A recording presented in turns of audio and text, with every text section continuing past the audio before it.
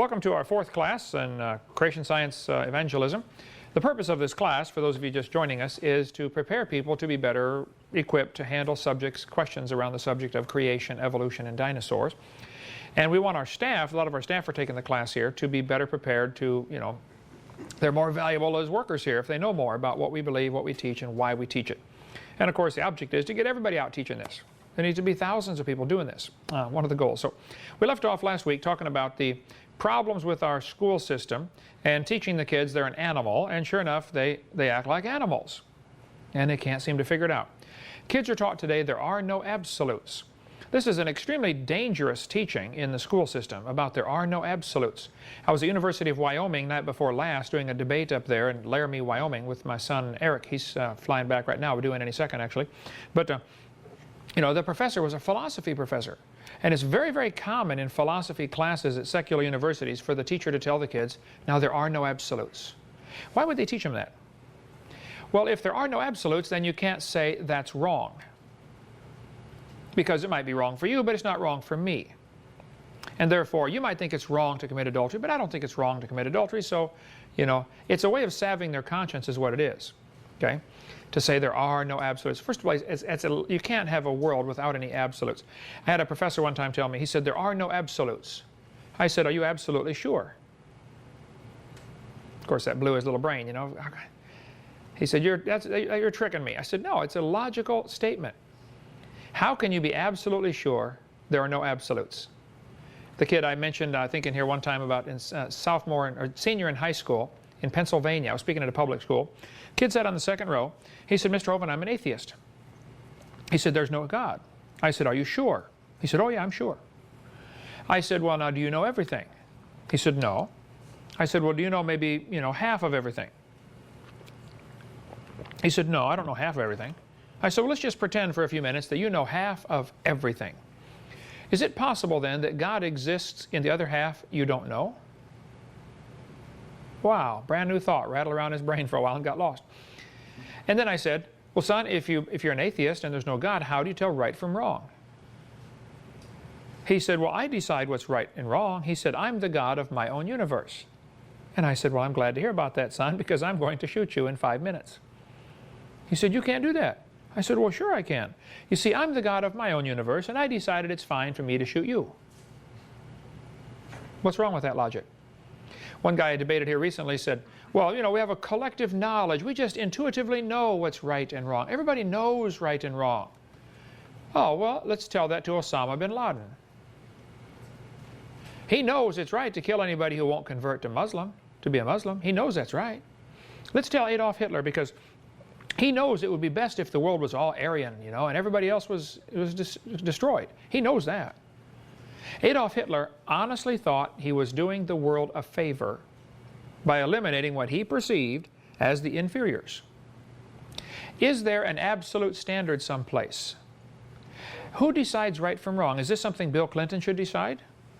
Does he have any idea what right and wrong is all about? Would be the question. Is this something, Saddam Hussein should decide? Where's the absolute standard? Thus saith the Lord is mentioned in the Bible 413 times. Now that's absolute. See, the Christians have an absolute standard. Suppose I said to you guys doing construction around here, I said, John, we're going to build a building over here, but I'm going to give everybody a different tape measure. On your tape measure, this is an inch. Now, Kevin, on your tape measure, this is an inch. Okay, and on Nathan, your tape measure, this is an inch. So, how's that building going to look? It's going to be a royal mess, isn't it? You have to have a standard. America has the National Bureau of Standards. They keep a standard meter, a stick made out of some kind of special metal. I'm sure it cost a bunch of money because the government paid for it, we paid for it. And they've got this thing in an air-conditioned case that is temperature controlled and humidity controlled and pressure controlled, because they don't want it to change at all. So we all know what the standard is. It is so critical to have a standard of measurement, a standard of weights, a standard of volumes. How big is a gallon? Well, there's an absolute standard for a gallon or a liter in metric system, or the meter or the foot or the inch. There has to be a standard. You have to have that, and you have to have that in morals too. So where in evolution theory, where is the standard for determining right and wrong? Some people say, well, if it doesn't hurt anybody, it's right or wrong. Had a kid tell me that at a college a few weeks ago. I was having a debate there, and he says, well, he said, I'm living with my girlfriend here, and we don't see anything wrong with it. So therefore, it's okay. I said, well, does her dad see anything wrong with it? Do her brothers see anything wrong with it?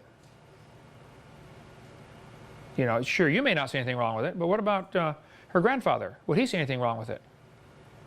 You know, have you really searched this out? Where's the standard for determining right and wrong? Thus saith the Lord. And the Lord said in Leviticus, ye shall not make any cuttings in your flesh, nor print any marks upon you. Now, this is an Old Testament law to the Jews, I understand, that don't get any tattoos. Okay? And I haven't gotten any. Some people, we got 8 or 10 people on our staff that have them, okay? I don't say you got to go cut your arm off because you got a tattoo, but God says don't do it. The point is, there's a standard. Now, what happens is, we tend to make decisions on right and wrong based on what everybody else is doing. Well, everybody else is getting their nose pierced, so I'm going to get mine pierced, you know? What does God say? You got to get the standard down in your head that whatever God says is sufficient. He said it, I believe it, all right? If you're going to go by the whims of society, it's going to be chaos, because they're heading to be more and more heathen all the time. I mean, a lot of people either don't know or don't seem to care what God's Word says, okay? God says your body is a temple of the Holy Spirit, okay? There are many things I can do, but that I do not do, precisely because it would be a hindrance to my witness. I would drive some people off. There's a certain segment of the population that would not listen to me if I had long hair. They just wouldn't listen to me. They would automatically write me off as, hey, this guy is, you know, he's rebellious or whatever, okay?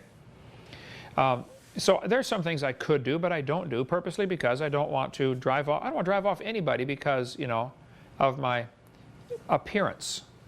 I don't mind driving them off because of what I teach, my doctrine, okay? That I don't mind. It's just going to happen automatically, you know.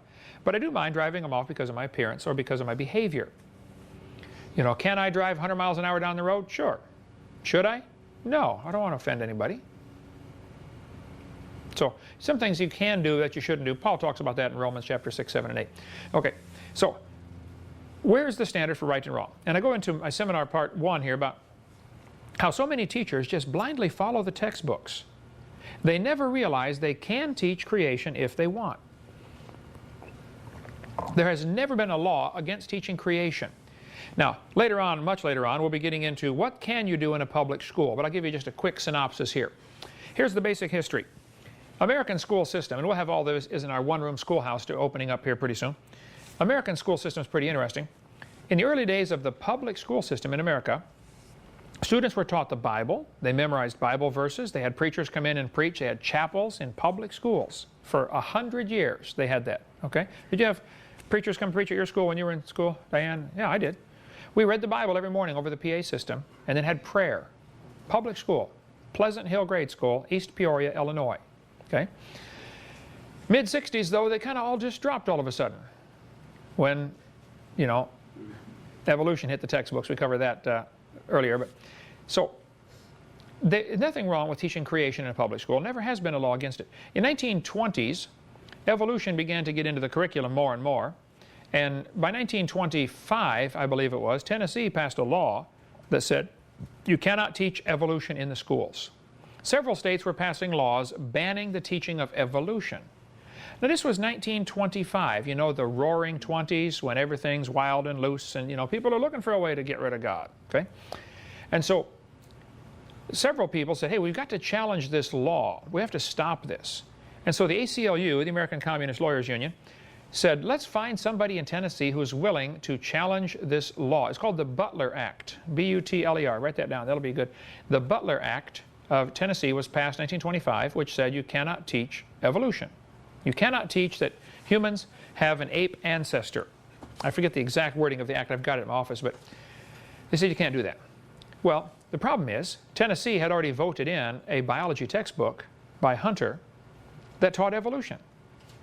So here they got the legislators saying you can't teach evolution, but they voted in a textbook that teaches evolution. I've got the textbook in the library there, Jonathan, right by your desk. Have you seen that? was it 1911, I believe, was the time that book was written. It's one of the biology books that sit right behind the radio station by your desk there. It's by Hunter. You look in there for a 1911 book, if you think of it, it'll bring that out. I'll show you sometime. But they taught evolution in the book, and Tennessee voted it in. Anyway, they advertised in the papers, would any teacher be willing to say he taught evolution so we can, have a court case and get this law overturned? See, laws can be overturned several different ways. The most common way is to get a court to rule that it's unconstitutional. You can't do that. So somebody passes a law, you can't spit on the sidewalk, and you don't think that law is logical or reasonable. So when somebody's arrested for spitting on the sidewalk and they bring him in before the jury, and if you're on the jury, you have unbelievable power as a juror. There isn't probably one juror in 100,000 that knows what power he has. He has all the power over the law, over the court, over the judge. He is in charge and doesn't even know it. They're never told that, that's for sure. So the guy's called in, he's going to be a juror, and they call up all the evidence that there's a law right here, statute number 4729 says you can't spit on the sidewalk. Here we got George here. Here's the videotape. Watch him, folks. Watch him spit on the sidewalk. Sure enough, he spits on the sidewalk. See, we caught him in the act. We've got it on videotape, and we got 5 witnesses, and they call in the witnesses and say, did George spit on the sidewalk? Yep, I saw him, and his time was, and they all agree he's guilty. But you as a juror think the law is stupid. The question is not, did he spit on the sidewalk? I mean, it's obvious he spit on the sidewalk. The question is the law constitutional? So you as a juror can say, not guilty. Your not guilty vote, and of course the rest of the jurors are going to say, what do you mean not guilty? What? And they're going to try to, berate you into voting their way, because they want to go home. I don't want to deliberate on this for 6 days. Come on, let's go home.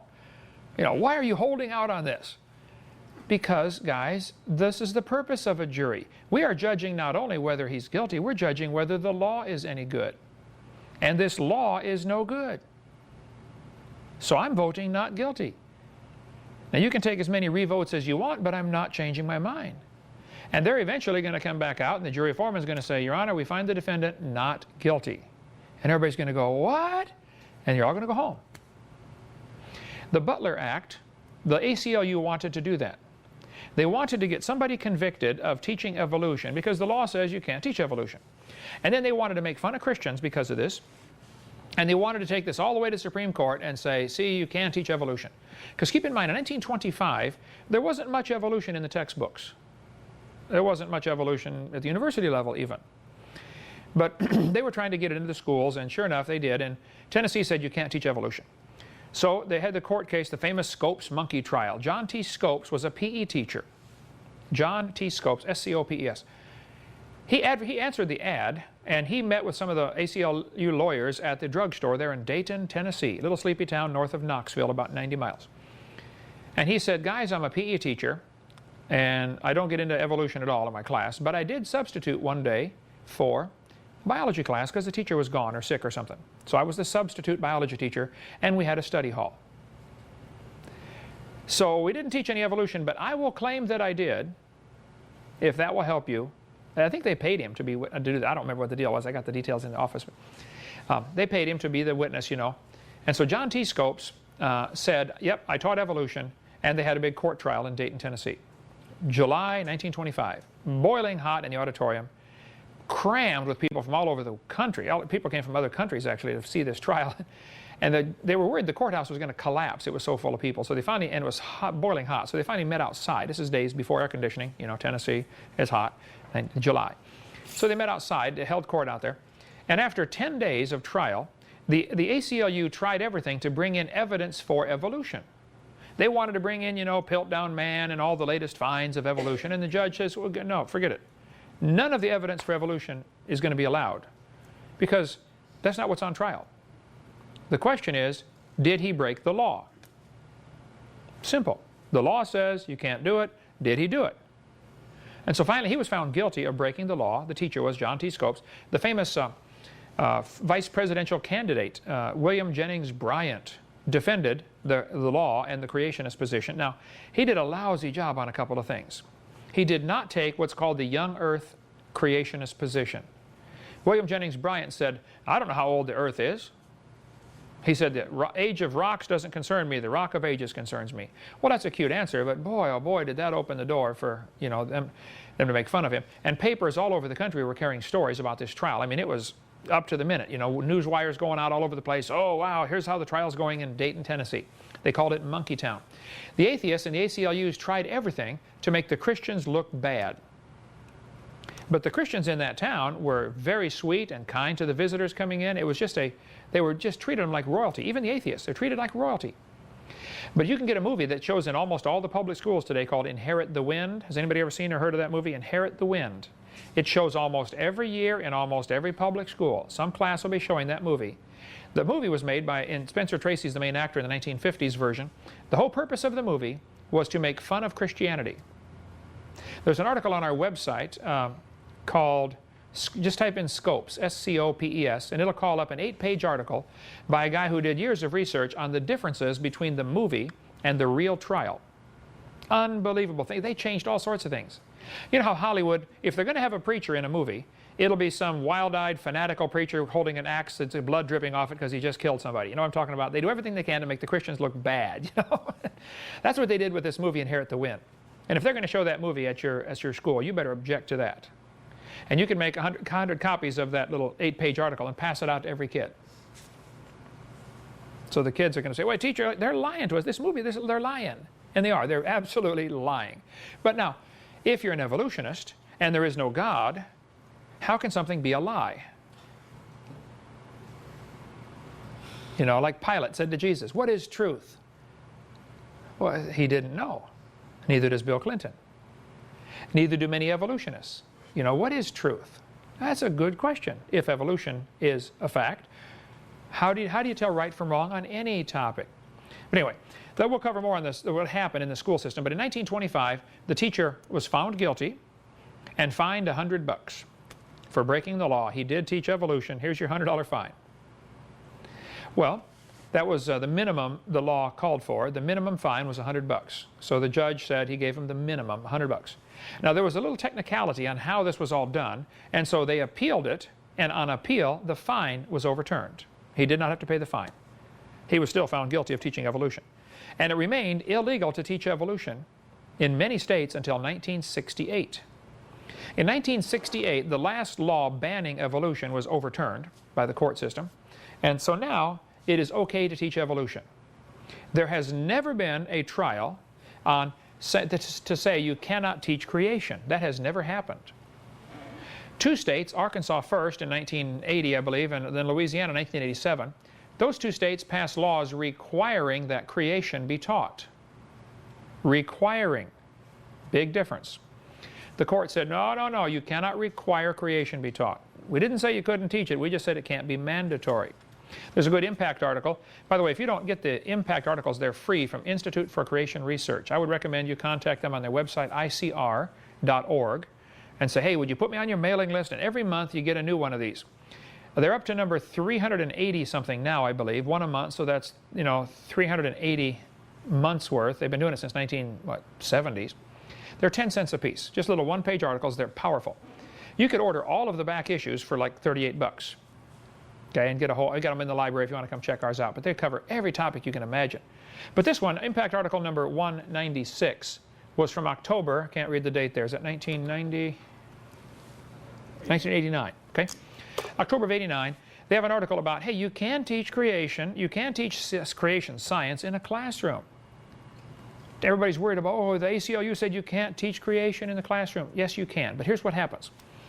The ACLU has learned all they have to do is threaten to sue a school, and the school will back down. Now, the fact is, they would lose the lawsuit. If they sued a teacher for teaching evolution, or for teaching creation, I'm sorry, they would lose. But see, the school principal looks at this and says, oh no, a lawsuit from the ACLU is going to cost us millions of dollars to defend ourselves. So the principal is going to call in the teachers and say, look, you can't talk about creation, because we are afraid of a lawsuit from the ACLU. Now the teacher's got a problem. The court says they can teach it, the law says they can teach it, the Bible says they should teach it, and now their boss says they can't. What are they going to do? They're probably not going to teach it. Now fortunately, many thousands of teachers go ahead anyway. They've learned what kids learn early in life. There's a lesson kids learn real early. Adults kind of forget it as they go along, but it's easier to get forgiveness than permission. Don't ask, hey, can I teach creation? Don't ask. Just do it, okay? Can I show Hovind's tapes in my class? Don't ask that. Just do it. Plug in the tape and the kids are home saying, wow, guess what we learned in school today, you know? Dinosaurs lived with man. And then some dad's going to call the teacher and say, what are you showing my kid, you know? Well, I didn't know there was anything wrong with it. You know, duh. What's the problem?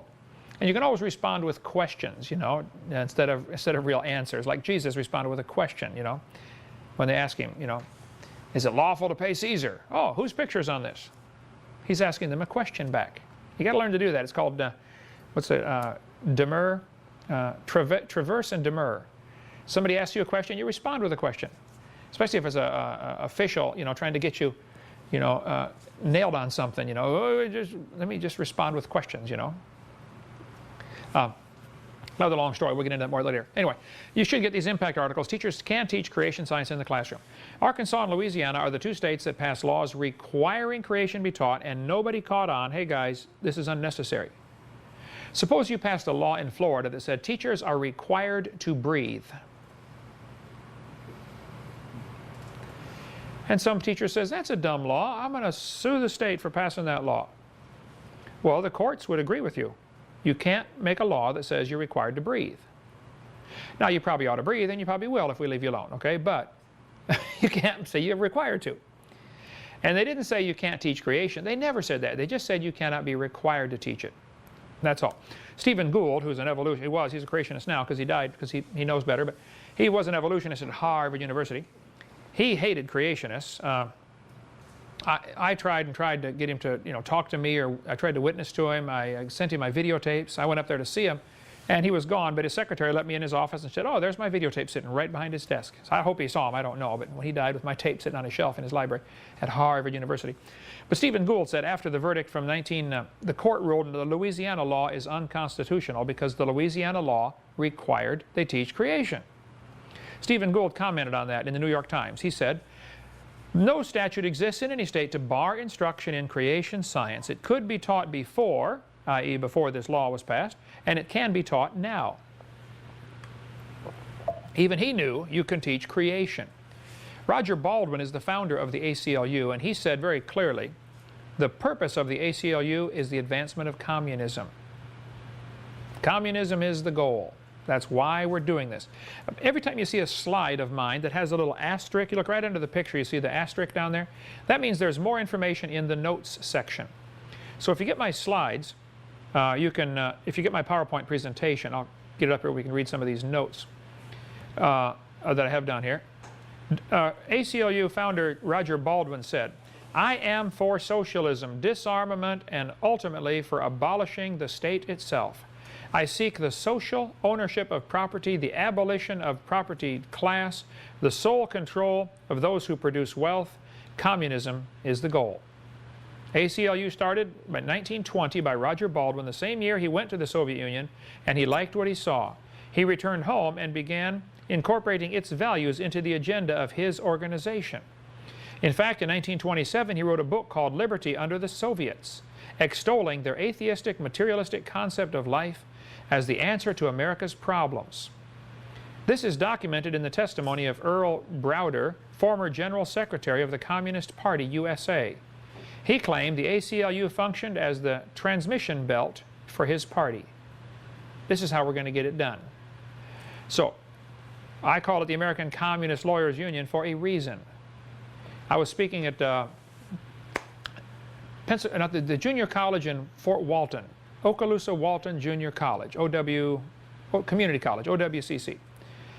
Oh, it's been years ago I was speaking there, Okaloosa Walton Junior College, and Community College. I mentioned, you know, the ACLU, I called it the American Communist Lawyers Union, which I always do, okay?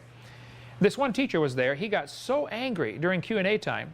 He was just screaming. His students were marveling. This is our teacher. This guy's just lost control. He's gone bonkers.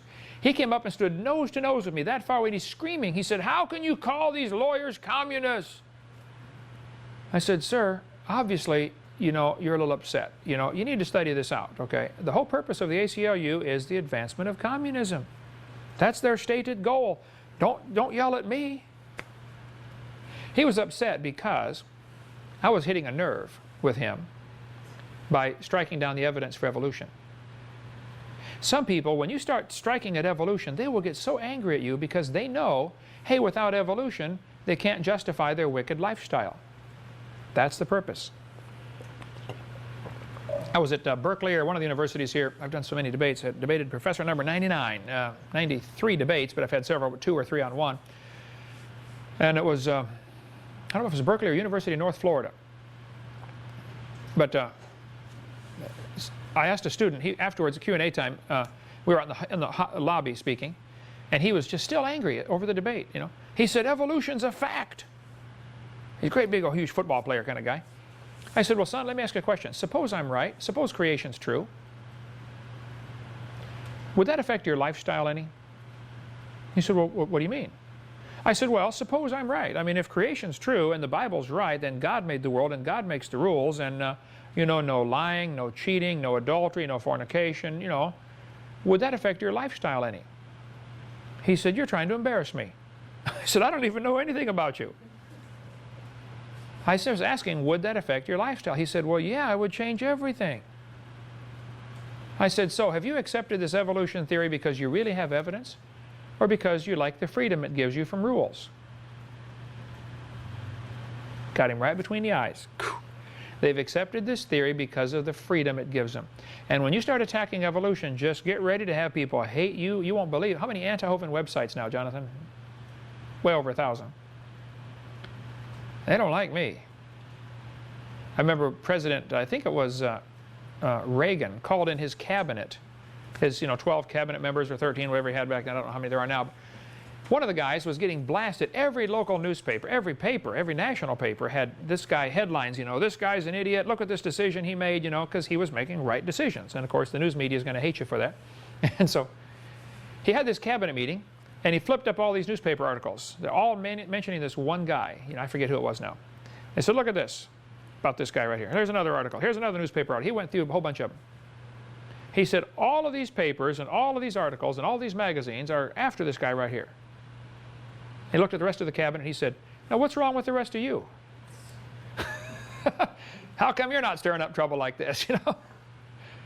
How come you don't have an website against you, you know?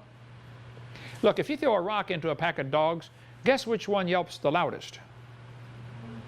The one that got hit, okay?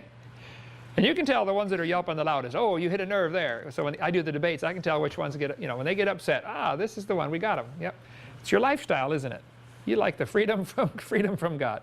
And so when you start blasting the ACLU, you're going to get the same results, okay? But that is the purpose. Now, I would have to say, many lawyers involved in the ACLU, and there is a local chapter in Pensacola, okay? Many of them probably don't even know the history of their own organization, and they don't even know the hidden agenda, or the not so hidden agenda of their organization. They think they're just defending civil liberties. Well, if you're in it and you believe that, you have been duped, okay? Come on, you're a lawyer. Figure it out, okay? Think about it. American Communist Lawyers Union is what it is.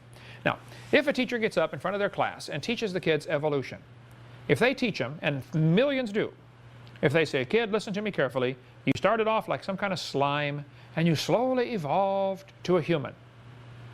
Or quickly if you're from Harvard, okay? Any teacher that teaches that better stop and think for a minute. You need to understand, what you're teaching is destroying the faith of some kid. You might have some kid in your class who believes the Bible, and you are destroying his faith. And of course the teachers might say, well, that's what I intend to do. Okay, that's fine. You can do whatever you want, but you better read what Jesus had to say about you. Matthew 18:6. Whoso shall offend one of these little ones which believe in me, it were better for him that a millstone were hanged about his neck and he were drowned in the depth of the sea. Anybody that teaches that junk is in serious trouble when they stand before God. James 3 said, my brethren, be not many masters, meaning teachers, knowing we shall receive the greater condemnation. I take what I do very seriously because of that verse. I speak over 900 times a year now on creation. See, today, 1, 2, it's only my 3rd time today. Okay? But I speak 900 times a year. I teach a lot of people, so I take it very serious. I'm going to be judged severely because what I teach influences other people. I try very hard to be right. I study, I read, I mean, I want to be right. Not because I want to say I'm right, because I'm going to answer to God someday. You know, the Bible says, to whom much is given, much required. God gave us in America freedom. I mean, you could have been in China, you know, or Soviet Union, or you could have been born in some country where it's, you know, 90% Muslim and they enslave the Christians. They actually put chains on them and enslave them. There's probably more slavery now than there was when, you know, Columbus sailed across the ocean, or when America set the Negroes free. There's slavery, it's unbelievable slavery happening right now in Muslim countries. The Muslims have a slogan they use. They say, when you're in a country and if you're in the minority, you know, just be nice, be sweet, be kind, you know, and have lots of kids. We're going to take over this country by outpopulating the world. And they do, 8 or 9 kids per family. Their slogan is, if you're in the minority, you're a lamb. If you're in the majority, you're a lion. And that's the way they do it. You can go to any country with a Muslim majority and watch what happens to freedoms of anybody else who's non-Muslim. So I'm not anti-Muslim. I'm for truth and against error. Okay, we'll get into more on Muslims on seminar part 7 in about 9 years at the rate we're going here. Okay, here's the story. In the 1950s, the average textbook in America had very little evolution. It just really wasn't talked about much.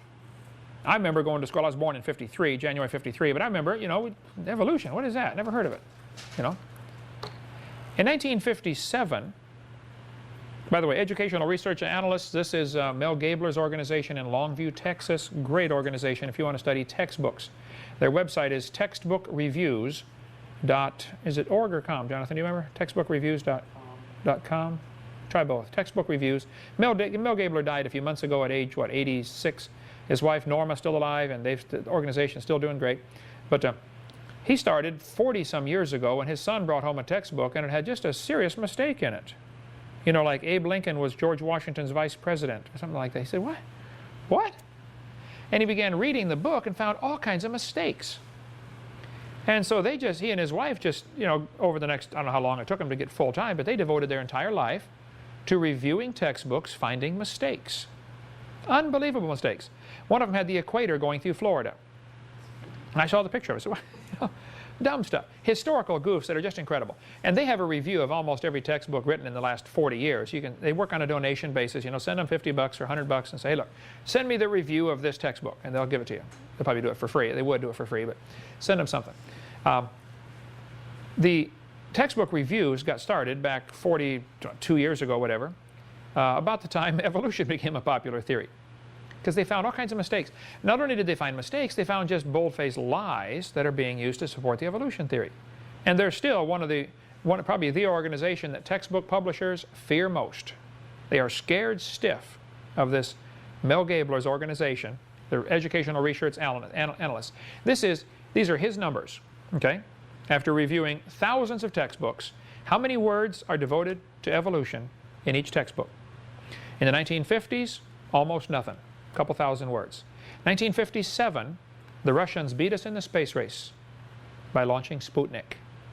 You guys probably old enough to remember that when the Americans panicked.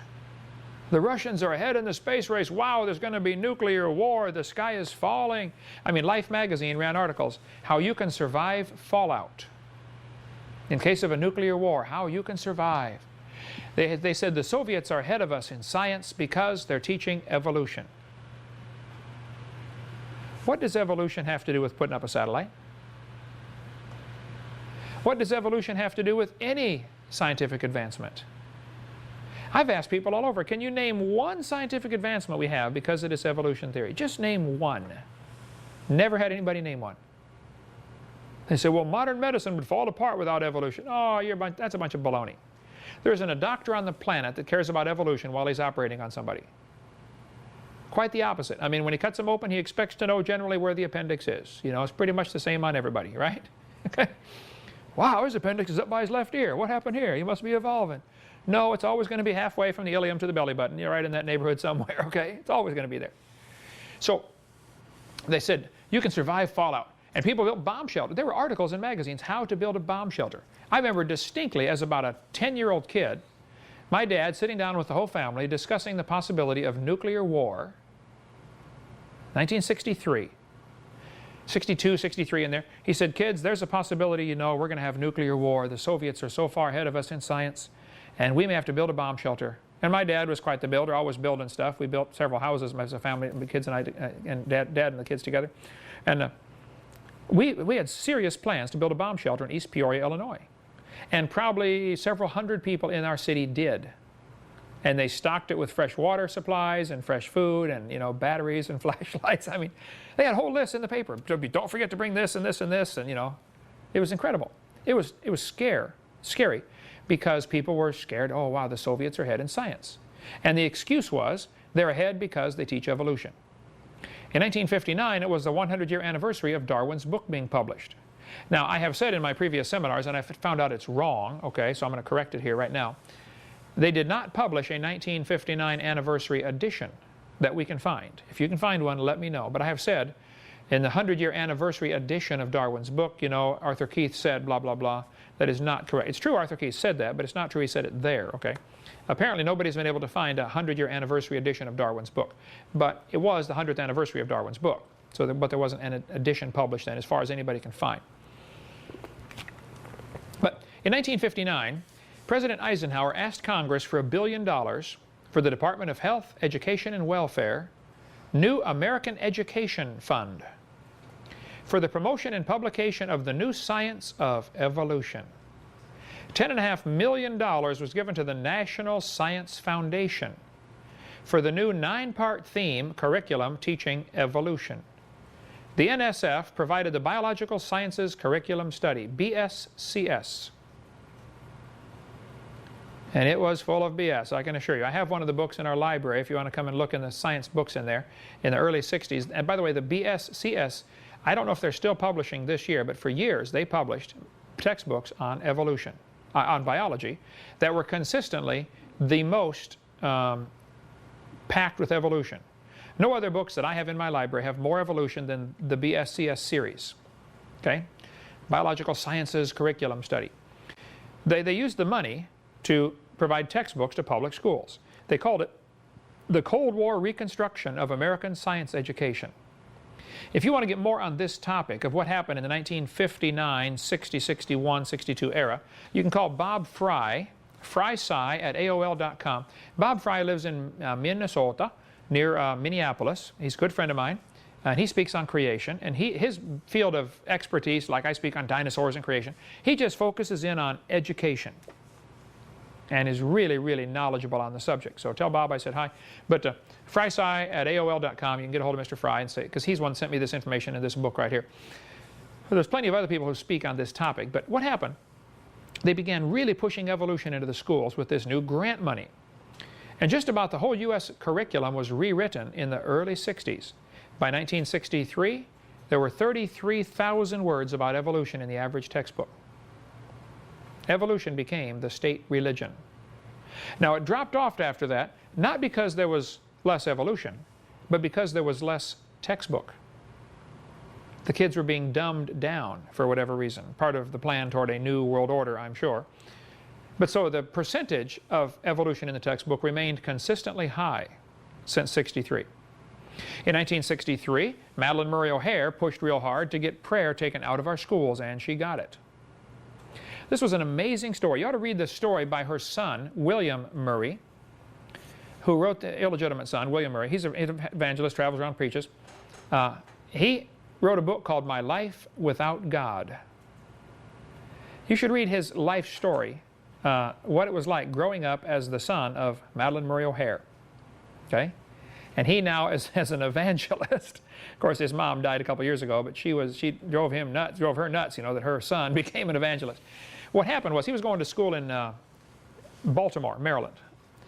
In 9th grade, the mother had wanted to go be a Soviet citizen. She hated America. She was a communist. She was an atheist, and they just weren't friendly to atheists over here, so she's going to go to the Soviet Union. So she applied for Soviet citizenship. She actually moved, her and the 2 illegitimate kids she had, to France, waiting for, you know, can I come into Russia? I want to be a Russian. I want to be a Soviet. They wrote her back and said, we have reviewed your history of your jobs, and you've had quite a few jobs, most of which you have been fired from or have, got mad at the boss and quit. You don't have a good work record, and you don't understand. Soviet Union, you don't work over here, you don't eat. So we don't think you would fit in here, and no, your Soviet citizenship is denied.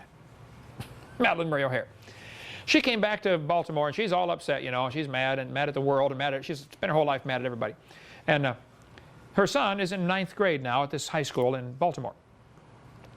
She was late bringing him to class, and she walked into school, a few minutes late to bring her son to class one day, and she heard them saying the Pledge of Allegiance over the PA system. I pledge allegiance to the flag, one nation under God. And she said, do they say that every day here? He said, oh yes, Mom, wait till you see what's coming next. And after the pledge, guess what? They had prayer over the PA system in the school. And she hit the ceiling, all 300 pounds of her. She was so angry.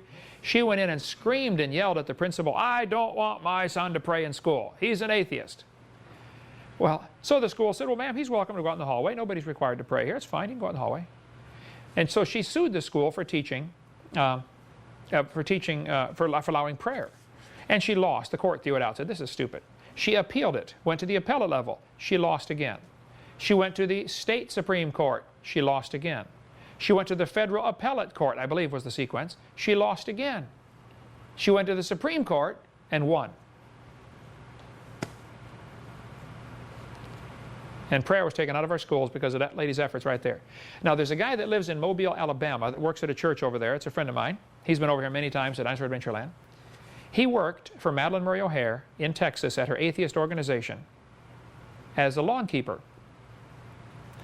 And he carved her a special walking stick because she had back trouble and she had heart trouble, mostly head trouble, a lot of it. But he carved her a walking stick so she could walk around with this cane. She never knew it. But he had made the top where it would unscrew, and inside he hollowed it out, and it was a miniature version of the Bible inside there. She walked around with this cane with a miniature version of the Bible in her hand for years. Never knew it. Claiming atheism, God, there is no God. It's pretty, just a little bit of trivia to throw in there. But anyway, Madeline Murray O'Hare, by 1962 or 3, had prayer taken out of our schools. And in 1963, we saw incredible problems come into the moral system of the world. We'll talk about that. We'll be back from a 5-minute break. What happened since 1963? Let's take up where we left off here before the break about what's happened since 1963. These are what we're going to cover now is what's called a moral indicator. How do you tell if a country's having trouble? Well, you can look at your own personal bank account and see some indicators that, wow, I'm in trouble. The balance keeps dropping every month. Or, my outgo exceeds my income. Or, there are indicators that you're going to have trouble if you don't do something to stop it. There are some moral indicators you can look at to say, wow, what's happening? We're going to have some problems here if we don't put a stop to this.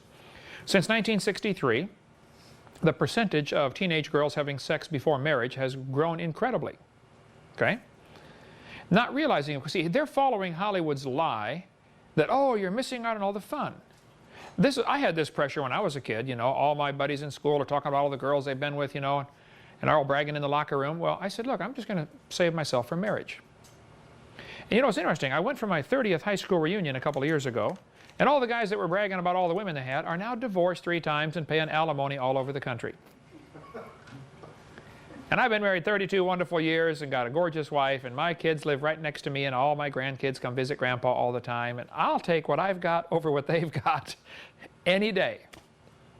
Just don't listen to Hollywood. They don't have a clue. But what happened, once you start teaching kids in the early 60s, hey, we're just an animal, we evolved from an animal. Well, what do you expect? Now, there may be several other things involved in this great rise. Okay, I'm not saying evolution is the only cause of it, but the teaching of evolution certainly is a major cause of what we're about to show you. Some people have argued, well, that's when color television became popular. Okay, well, you want to blame color TV for this? I suppose you can, but I don't know, okay. Some people say that's when the birth control pill came out. Now there you might be onto something. Okay, maybe the birth control pill does have a factor because people think, well, hey, we can have sex if I get, I won't get pregnant because I got this pill to take. Okay, maybe that was it. 1963, though, was when we also saw a great rise in sexually transmitted diseases. Now this is for 10 to 14-year-old kids. 1963, we saw a great rise in unwed birth rates. Again, for 10 to 14-year-olds, there's been a 550% increase in pregnancies. Why the different numbers? Well, the 100% is the increase in actual live birth rates. The 500% is the pregnancy, so the difference there are those being aborted. California right now is trying to pass a law that says parents of minor children have to be notified if their girl's going to go have an abortion. Which is obviously wonderful, but think how stupid it is to not have it that way. I mean, your 12-year-old girl can't take an aspirin at school without parents' permission. But she can go get an abortion, which is life-threatening. Can we possibly be that stupid in this country to allow such a thing? The number of out-of-wedlock births, illegitimate children, fatherless, raised in a fatherless home, has increased incredibly. Now, over a third of all the kids born at the hospital are born to a couple not married. In the black community, it's close to 60%. 60% of the kids were born in the hospital and the parents aren't married. Well, you say, big deal. Oh, it is a big deal. Kids who are brought up in fatherless homes account for 53% of the teen mothers. I mean, it seems to go on to the next generation, okay? 63% of youth suicides, kids who kill themselves, are from illegitimate children. 71% of high school dropouts, 85% of youths in prison, and 90% of homeless or runaway children come from these fatherless homes. It makes a giant difference. You have to have a dad in the house, the biological dad in the house. Now, kids that are raised without their biological mother and father can still turn out and serve God in incredible ways, okay? But the odds are against it. See, God says He will become the father to the fatherless. That's a powerful verse. I know many kids that were orphaned or whatever, or dad left the family or whatever, they claim that as their verse. God, I didn't have a father and I want you to be my father. I'll become the father to the fatherless. Now, I had an awesome father who really took us kids seriously and taught us everything, okay? But not everybody has that. I understand. My dad was a far cry from perfect, that's for sure, but he was just a really godly man, loved the Lord, loved his kids, wanted to do right, Timothy was a half-breed who never should have been born. See, the Jews were commanded, only marry Jews. Well, you can read Timothy's history. His mother was a Jew and his father was a Greek. Well, guess what that means? Mama disobeyed, okay? She didn't obey God's law. She got married to a Greek. Nothing wrong with Greeks, but Jews weren't supposed to marry anybody non-Jewish, period. And Timothy is the result. Well, he wrote 2 books in the Bible and was a great man of God. So if your parents messed up, I tell people, look, shut your mouth, quit your whining, and you go serve God with your life, okay? There are no excuses. You can't say, well, my dad left the family, so therefore, I'm going to be a bum too. You numbskull. You can go serve God. Just go do something for God with your life. There's been a 725% increase in unmarried couples living together. I remember as a kid, if you heard of anybody living together, not married, it was like, oh, that's terrible. Now, gee whiz, it's all over the place. God's word has not changed. Thou shalt not commit adultery. This is one of the 10 commandments, not the 10 suggestions, by the way, okay? He said, whoremongers and adulterers, God will judge.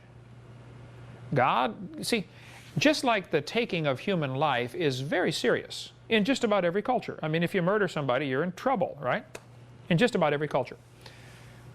The giving of life is very serious. In God's economy, starting another human life is a very serious thing. It's like if I handed, a 10-year-old kid a M16 and said, here, kid, I want you to carry this for me. It's loaded, ready to fire. I would say, now, here's the rules. Don't point it at anybody, okay, unless you intend to kill them. Okay? In the Marines, I'm sure you got that. Don't point at them unless you're going to shoot them or intend to kill them. Well, God gave us the ability to produce eternal souls. I mean, sex is not just a recreational sport. I mean, it's incredibly powerfully important. It's not just as a bonding agent for a family. That's the problem with these guys sleeping with everybody else. They're not going to have any bonding with their wife. They're not going to have a good wife. Not going to have a good marriage. Their wife can't trust them. They can't trust themselves. So I don't understand the people, that sleep around with everybody else. I didn't do that, and I don't understand those that do. But I know this, I'll take what I've got. After 32 years of marriage to the same woman, I'll take that any day over what they've got. All their bragging in high school, now they're not bragging. Now they're hurting every month when they pay that alimony check, okay? God said, whoremongers and adulterers, God will judge. Hebrews 13. By the way, that same passage says, marriage is honorable in all and the bed undefiled. But whoremongers and adulterers, God will judge. Matthew 5, Jesus said, I say unto you that whosoever looketh on a woman to lust after her hath committed adultery with her already in his heart. Not just actual adultery, but even looking and lusting. And I say in my seminar, look, ladies, that's why it's important how you dress. God designed the system pretty simple. The man looks at the woman's body, gets excited, and that causes the whole process of starting making children, okay? That's the way it works. I mean, it works that way in all the animal kingdom too. So, if you're not in business, don't advertise, all right? And I don't know, here we are in Pensacola, you know, you go down to the beach and it's bear season all year long out there. Well, just because there's water and sand doesn't mean you can take off most of your clothes, okay? I don't understand. Well, I'm at the beach. Lady, you got less on than you do for underwear normally. I mean, if you were walking down the mall like this, you'd be embarrassed. But now there's water and sand and you're not embarrassed. Are you dumb in any other area? You know? Well, I just want to attract them. Well, you're attracting them all right, but it's not the kind of attention you want. And see, those women that attract people with their body, what are they going to do when they don't have a good body? What are they going to do when they're sick? What are they going to do when they're old? The husband's going to leave them for somebody else. So if you attract them with your body, well, then you're going to lose them when you don't have that body. Attract them with your Christian spirit, okay? You love them for who they are, the real person, okay? That's another long story. Divorce rates have gone absolutely nuts in our country until the early 80s when it began to drop off. Well, why did it drop off? Because they just weren't getting married. Therefore, you don't need a divorce. I remember the slogan, they say, we know the cause of divorce, it's marriage. Well, duh. So therefore, don't get married. You know, average length of marriages in America now is 7.2 years, as of 1998, a couple years ago. 50% of first marriages end in divorce. 68% of second marriages end in divorce. The grass is not greener on the other side of the fence, guys. It's artificial turf, okay? Or they have a huge water bill. It's just not greener. Keep that first wife and just work out the problems, all right? Jonathan getting married in 31 days, okay? Just say, this is it. 30 days, okay. For better or for worse. My daughter and I talked yesterday. I said, she's been married 5 years now. And Paul, he said, cancer had just incredible expenses. You know, they've been to the chemo, the bill they had at the hospital, MD Anderson Hospital, was $100 and some $1,000. You know, unreal for 1 month, you know. $20,000 in Mexico to get the lateral treatments, and they're going back again Monday for more lateral treatments in Mexico. Just, I mean, not only no work for 4 months, but incredible bills, okay? I said, well, Marlissa, I remember, you know, I led you in the vows myself, and you said, for better, for worse. She said, yeah, I sure did, Dad. We've had some of the worst. I said, yeah, everybody gets that. My wife and I lost our first 3 kids. We got 6 kids, 3 in here, 3 here, and 3 in heaven. We know about the better or worse stuff, okay? Some people have it worse than that, believe me, okay? But that's why people look at marriage as just, you know, oh, I don't like that one, I'll get another one. We've lost our Christian principles in many areas, and this divorce rates is a moral indicator that we're losing something in our country. I mean, back in the, you know, early part of the century, man, you get married, that's it. There's just no question. You're stuck for life. They asked Mrs. Rice. John R. Rice was a great preacher, you know. His brother Bill Rice started the Bill Rice Ranch, and John R. Rice wrote many, many books, had 6 daughters. Great, great preacher years ago. They asked Mrs. Rice, they said, Mrs. Rice, did you ever think about divorce? She'd been married like 60 years. She was at a women's conference, and Mrs. Rice said, divorce? No, I never thought about that. I thought about murder a couple times, but never thought about divorce. That was her answer. I can understand that too real well, okay? Child abuse since 1963 has increased 2,300% since evolution became a popular theory. After all, if kids are just animals and parents are just animals, and the animal kingdom, I mean, sometimes, you know, animals abuse their children or kill them. Hamsters, the daddy hamster, I used to raise hamsters, man, you get the dad in there by mistake, he'll eat the babies. His own babies, he'll eat them. So, Grizzly bears, they'll kill babies, you know. Child abuse has increased. Is there any connection here between teaching them evolution and child abuse? I think there is, okay? Illegal drug use has increased 6,000%. Now, maybe that's because there weren't as many illegal drugs to use back then. That certainly could be a factor. But I think a factor that enters into this is a kid's thinking of, hey, there is no God, so I get to decide what's right and wrong, so hey, if it feels good, do it. Thomas Huxley, you might want to write that name down, Thomas Huxley, H-U-X-L-E-Y. When Darwin's book came out, Darwin kind of wrote the book, published it, and kind of went and hid, you know, in his house, because he knew it was going to raise a stink. Thomas Huxley is known as Darwin's bulldog. That was his nickname, Darwin's bulldog. Huxley would go around debating and, you know, speaking on evolution, what a wonderful theory this is, and everybody ought to believe it. It's a fact. They called him Darwin's bulldog. Thomas Huxley's two grandsons are pretty famous. You might want to write these names down. Aldous Huxley and Julius Huxley. They're his grandsons. One of them became the founder of UNESCO, the United Nations, Sex Education Council. Okay? And another one became famous for really starting the whole drug culture in America. He's the one who told his students, you should take LSD. This stuff will enlarge your mind. He got his students taking LSD in early 60s, 62, 63. Because, oh, it'll make you so enlightened, you know. Yeah, same lie that Satan used to Eve. Eve, eat off this tree, and ye shall be as gods. What's the rest of that? Knowing good and evil. You get to know some new stuff if you eat off that tree. You take these drugs, and wow, you get this whole new experience, you know. Well, look what's happened in our country because of this drug culture. I asked a police officer a couple weeks ago, I was speaking in Pennsylvania last week, and he's a police officer in Washington, D.C. I said, how many of the crimes that you have to work with are related to drugs or alcohol? He said, oh, man, 90%? Drugs or alcohol. People just want to, you know, get that biological high, and it doesn't matter what it costs. And of course, any drug person will tell you, you know, you take them and you get that high, oh wow, I feel good, and then next time you got to take a little bit more next time. And pretty soon it's a little more, and pretty soon you can't get enough. Pretty soon you can't get the high, you just got to take the drugs just to not get the low. How many have ever heard of Teen Challenge? You know, Nikki Cruz and the book Run Baby Run, and James Wilkerson. What's his name? David Wilkerson, yeah. I read all those books as a kid. Great story about, you know, the drugs were just so popular and just destroyed lives.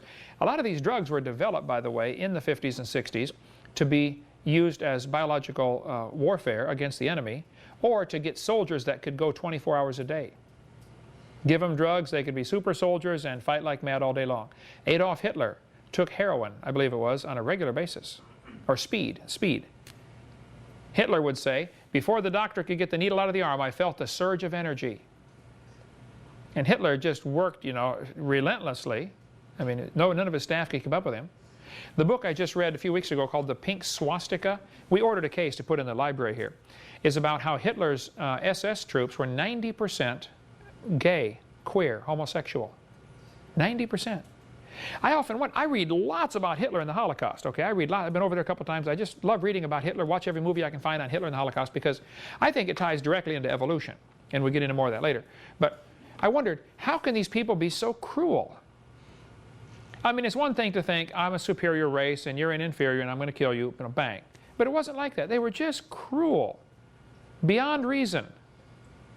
I mean, if you're going to kill a chicken to eat it, don't be cruel to it, you know, don't pluck one feather at a time. Go ahead and kill it, and then pluck the feathers and eat the thing, or cook it and eat it.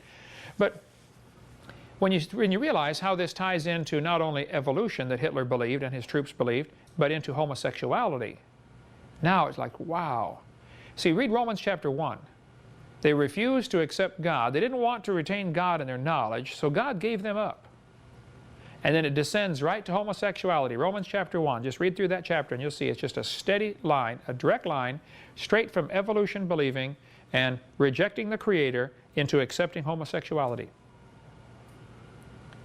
They said one of Hitler's guys was all upset. He said, 1 million men in our army are gay, or queer, as they called them back then, homosexual.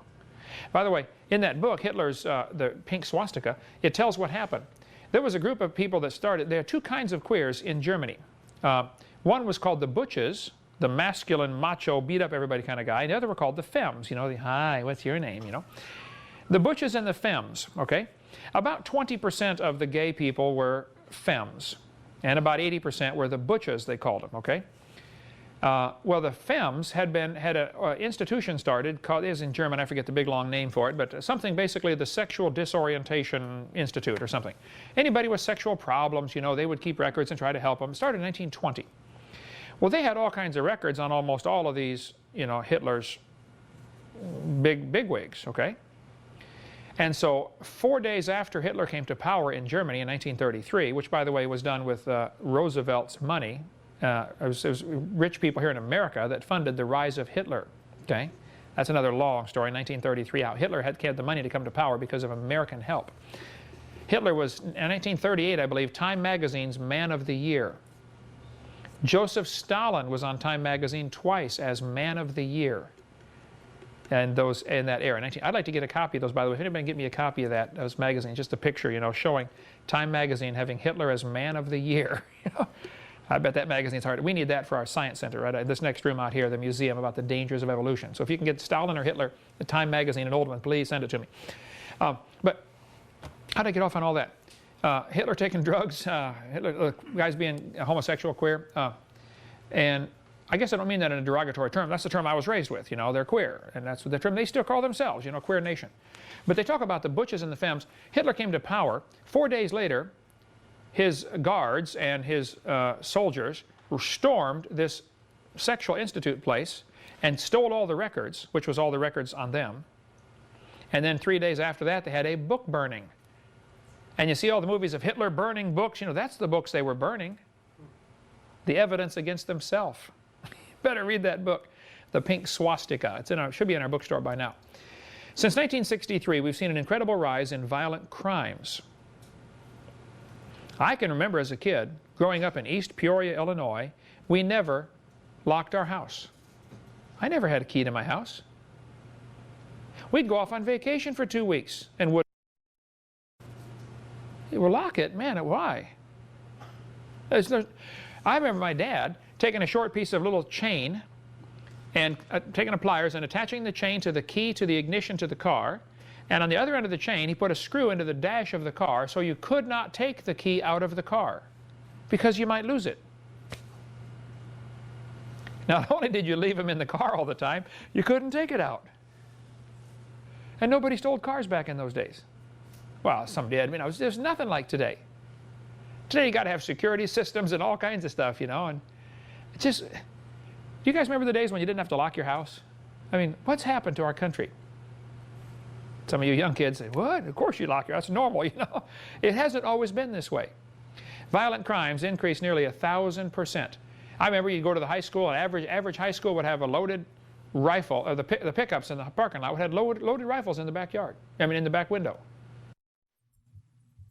I was just in Wyoming yesterday, and they said, oh yeah, that was common back, 30 years ago. Every kid brought his pickup truck to school and loaded rifles in the back, and they're going to go hunting after school. Of course you got your rifle with you. Nobody got shot in school. Columbine High School was just one of 20 shootings we've had in the last few years in America. I've got a list of all of the shootings, how many were killed. Over 230 students have been killed in public schools. I went to Jonesboro, Arkansas, to the prison there and visited the 2 boys who shot everybody in Jonesboro. I sat and talked with them for hours. The 9-year-old kid, I don't think has a clue. He's just, to him, it's just a video game, Something moves, bam, shoot it, The 12-year-old or 13-year-old, whatever he was, is going to, when he gets out at age 18, they're going to let him out. They can't keep him. And he's probably out, right? It's been like 5 years ago, so he's probably getting close, getting out. But he said, man, I'm sorry. I said, it was wrong. It was wrong, I'm sorry. And when I get out, I want to go be a preacher. I want to try to do some good for the world. So, but I'm concerned about what happens in our schools. My PhD's in education. I'm concerned what's going on. The Calvary Chapel I spoke at in Denver, the pastor at the church, the Calvary Chapel there, was one of the first people on the scene at the Columbine shooting. We talked about it for a long time. I spoke at his church out there. He had several of his students that were injured by this. I think one of them was killed, one of the kids in his church. Several were wounded. What caused the shooting at Columbine High School? Well, one of the students, there were Eric Harrison, Dylan Klebold. Klebold's father was a geologist who believed in evolution, so this is what I'm sure he was taught, I would assume. They were both followers of Nazi teaching. This is interesting. The shooting took place on Hitler's birthday. They planned it for months. We're going to go in on Hitler's birthday as an honorarium to our Führer. They wore a T-shirt that said "serial killer." Klebold did. Eric's T-shirt said "natural selection." Where'd you get that? They went up to Cassie and Rachel and said, "Are you a Christian?" "Yes." Bam! Shot him in the face. Hated Christianity. And right after the shooting, Rosie O'Donnell got on her program. By the way, there's a videotape out by Phyllis Schlafly's organization, Eagle Forum. Okay, go to eagleforum, FORUM.org, I think it is. They've got a videotape about. Look for the one called Death Education. Columbine High School was one of the first schools to implement death education as one of their classes. To teach the kids have to write out their own obituary. What do you want the paper to say when you die? You got to think about death all the time. Let's go visit a funeral home. Let's go visit some graves and look at the tombstones. And not that that's necessarily wrong, but it was interesting. They really emphasized the importance of death. Death education, they called it. This is the video by the Eagle Forum. It's called Death Education, I believe, or something like that. Angels of Death. No, Death Education. You can check them out.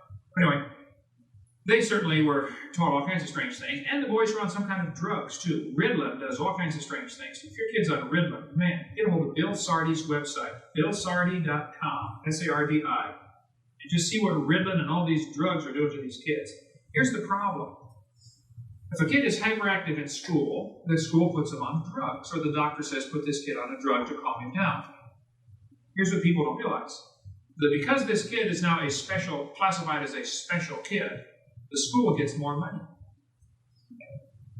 Goes right back to love of money, root of all evil. So they encourage parents, hey, your kid's kind of hyper. Why don't you take him and get him some Ritalin or something, Secretly, we're hoping to get more funding for our school. We need a new gymnasium. Love of money, root of all evil. So the kids are on some of these drugs and stuff like that. Some of them are antidepressants, which just make you go bonkers in your thinking, okay? And there's a long, long story behind that one. Right after the shooting, Rosie O'Donnell came on TV on her program and said, see, we need more gun control. Rosie, those kids broke 18 gun laws going into that school. 2 more gun laws would not have slowed them down. Rosie cannot figure it out. But one guy figured it out, put it on the tire cover in his van. I saw that, and I said, I've got to get a picture of this. This explains everything. He said, blaming guns for Columbine is like blaming spoons for Rosie O'Donnell being fat. That is classic. It's not the spoon's fault, Rosie, okay? And it's not the gun's fault either, okay? See, guns don't kill people. People kill people. And we don't need gun control, we need criminal control. They got it so backwards, they think you're going to stop crime with gun control. And then the only people that have guns are the criminals. Right? Well, I like to give the analogy, you walk into a bank and you're standing there going to do your business and some guy walks in and pulls out a gun. Everybody lay on the floor. Well, everybody lays on the floor. Now, imagine you're in Texas. You walk into the bank, just about everybody there's armed, they keep it hidden, or some state where they allow you to carry, concealed weapons. And some guy pulls out a gun, everybody lay on the floor. Pretty soon, 40 more guns pointed at him. No, sir, you lay on the floor. While we kick the snot out of you, okay? I believe everybody should be armed. That's how you control the criminals. The police can't protect you. I got a book in the library called Call 911 and Die. If the people aren't defending themselves, it's going to fall apart.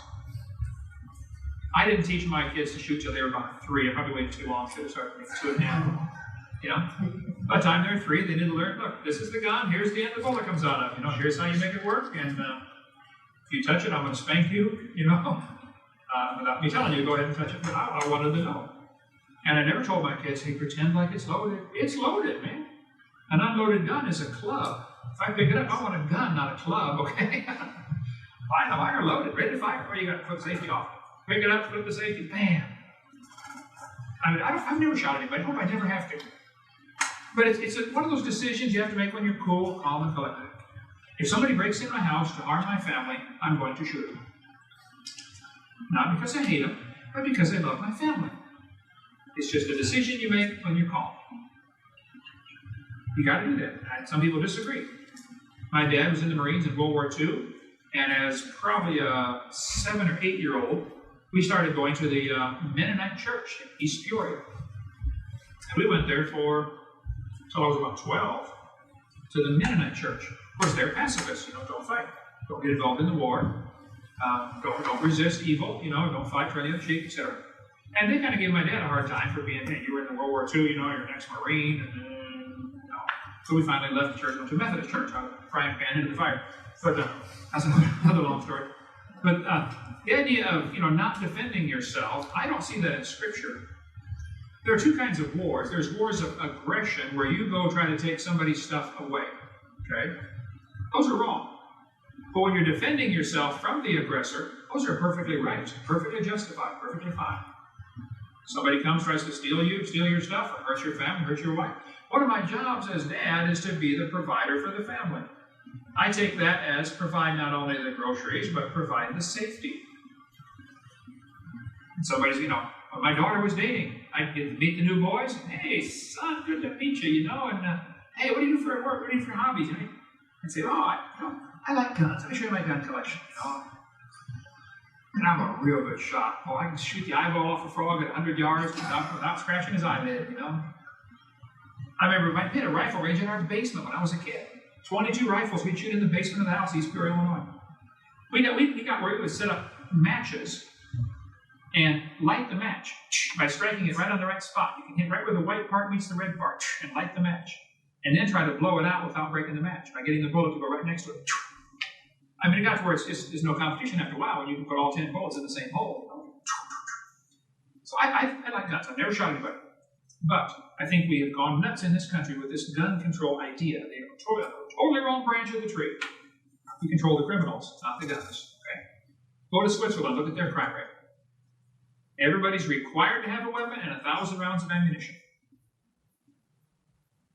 Switzerland's never been invaded. Now, maybe that's because they got mountains around them, but maybe that's not the reason, okay? SAT scores have plummeted since 1963. This is the Scholastic Aptitude Test, is what it stands for, SAT. This is a test the kids take to get into college. The college wants to see this score. How smart are you? Do we want you in our college, If we bring in a bunch of dummies, we're going to have whole new classes for bonehead English and bonehead math, and we don't want to do that, And we want our name, Harvard, to have some meaning to it, So you just can't come here unless you score a certain score on the SAT or college entrance placement exam or something. Well, twice in the last 40 years, they have dumbed down the test. They did it in the late 70s. They made the test dumber, made the answers easier. Notice the score went back up a little bit in the early 80s. They had dumbed down the test. They dumbed it down again in 1995. It's in the Chicago Tribune. SATs get dumber. New scores will be higher, but the standards are lower.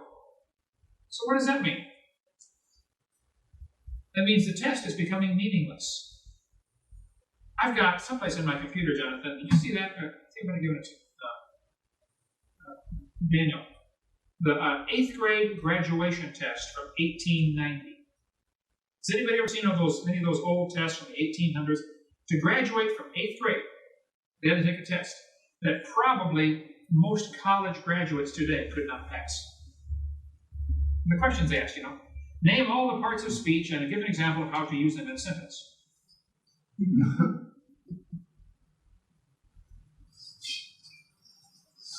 Name all the capitals, name the population, approximate population of each state of the union. I was with a family the other day, somewhere I was traveling. This lady said, was it you, Diane? Said, I can name the capital of every state. That was good, yeah. Can you still do that? You can name the capital of every state. Anyone you throw on. Anyone. Okay, Hawaii. H. H. Yep. You got it. Capital H for Hawaii. The capital of every state. Leave it to Diana. But SAT scores were dumbed down twice in the last 40 years, which of course puts the scores higher, which means nothing. Okay? Why don't we move the outfield, why don't we move the fence in Major League Ball to 200 feet instead of 400 feet for home run? And somebody's going to get a brand new record. Man, I've got the world's record for home runs. Well, duh. They changed the standard. We have the world's record for the 100-yard dash. Well, why don't we move it into 80 yards? I bet somebody would get a new record. Wouldn't it? Teen suicide rates have gone crazy in this country. I remember I was in Boy Scout troop in Morton, Illinois, at the Methodist Church there in Morton, Troop 178. One of the kids in our patrol killed himself at age 13. This was just real shortly after I had become a Christian. I got my Eagle Scout, dropped out of scouting at age late 15s, after been 15 for a while, and then shortly after I turned 16, I got saved and became a Christian. And I started going to church and reading my Bible and growing in the Lord. And I got concerned about all those kids that used to be in my scout troop. And one of my friends called me and said, "Hey, Kent, did you hear about Bill? He hung himself last night." 13 years old. A kid in my patrol. I had been kind of felt nudged on by the Holy Spirit over the last couple of days before that to say, go witness to these guys, man. Go show them how to get saved. Well, but I'm kind of busy. I'm on the tennis team and I'm real busy and I'm in school, I just didn't do it. So I don't know if it's all my fault, but it's certainly partly my fault. He's in hell. He's in hell. He certainly is. But teen suicide rates gone crazy. If I told you if you kissed a frog, it would turn to a prince, you'd say, no, frogs don't turn to princes. By the way, Ron and Shelley Hamilton, Patch the Pirate. Have you ever seen the Evolution Revolution or heard the Evolution Revolution tape by Patch the Pirate? That's hilarious. It's in our bookstore here. He got cancer in his left eye, his right eye, and got, no, it was his left eye. I've got this picture backwards. No.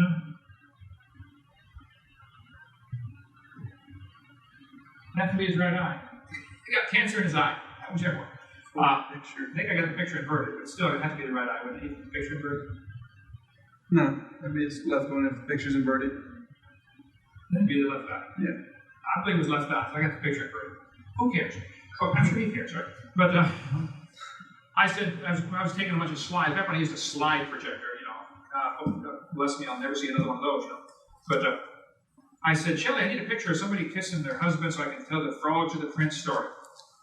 Would you kiss this frog for me? She said, Brother Hovind, my hair's a mess. You can fix your hair back. She said, nobody's going to see this picture, are they? I said, no, nobody's going to see this picture, Shelley. They've been here tonight with Richardland years ago. We need to get them back. Great family up there. His ministry is Patch the Pirate. It's awesome. Travels around, does ministry for kids as a Patch the Pirate. But long story. No, frogs don't turn to princes. Anybody with half a brain knows that. But in the textbooks, they do. They say we started off like an amoeba, slowly evolved to a frog, and very slowly became a prince. It's the very same fairy tale. Frog turns to prince. But it's kind of interesting to me. If a frog turns to a handsome prince quickly, we all know it's a fairy tale.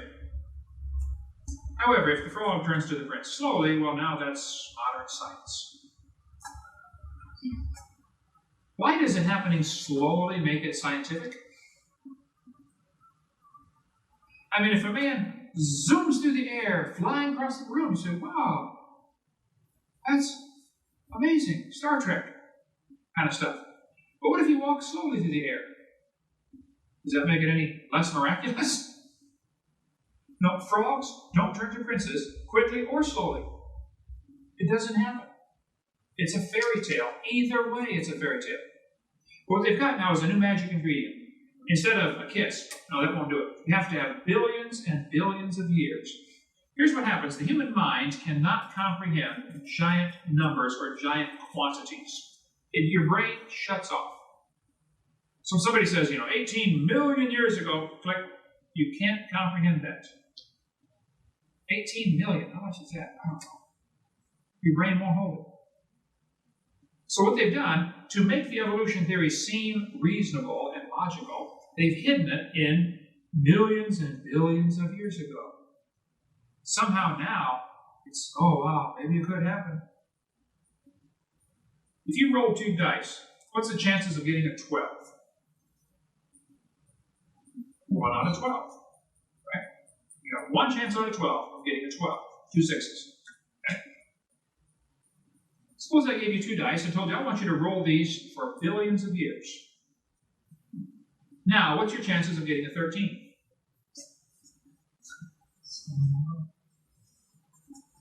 Still 0. Actually, way before the billions of years is up, you're going to wear out them dice, and you're going to wear out your hand, and get tired of playing this game, and you're going to go do something else, okay? They said, well, if a monkey would type on a typewriter, he might eventually type out, Genesis chapter 1. Now, the monkey would get tired of typing on the typewriter. Who's going to put the paper in there? Who's going to fix the typewriter? Who's going to feed that monkey? It's not going to work, okay? We'll get into more of that later. So, billions of years is now the magic ingredient. This textbook says, 4th grade textbook. You look about dinosaurs, boys and girls, shows them a dinosaur and says, this is billions of years ago, clues left by the dinosaurs. Billions of years ago. I spoke at a public school, I forget where I was now, but there's 300 first graders. I remember that. Huge school, there were 300 first graders. I got all these first graders in the room, and try that sometime, speak to 300 first graders. I held up a dinosaur, and I said, boys and girls, when did dinosaurs live? Instantly. I mean, it wasn't a microsecond till all of them shouted out in unison, millions of years ago. Now, these kids can barely read, okay? How is it that Satan has gotten across his message to kids before they can even read? Where has the Christian emphasis been? Didn't Moses tell us in the book of Deuteronomy, you're supposed to speak about the scriptures and read it to your kids when they lay down, when they sit down, when they stand up, when they enter the house, when they leave the house? Be constantly talking about God's word and scriptures. Drive this into the heart of your kids. We failed. But Satan has not failed. He has done his job. He has driven into the heart of the kids. Dinosaurs lived millions of years ago. And we here at Dinosaur Adventureland are going to try to counteract that as best we can. Because it's not true. It's one of those brainwashing things kids have gone through. And I'm sorry, it happened, okay? I didn't do it, but I was influenced by it. I loved dinosaurs as a kid. I remember reading all the books about dinosaurs, and I just read that stuff and soak it right in. And then I became a Christian at 16 and said, wow, something's different here. What I'm reading in this Bible is different than what I've been taught all my life. How can I reconcile this? For more information on other materials offered by Creation Science Evangelism, call us at 850-479-DINO. That's 850-479-3466. Or visit us online at www.drdino.com. That's www.drdino.com.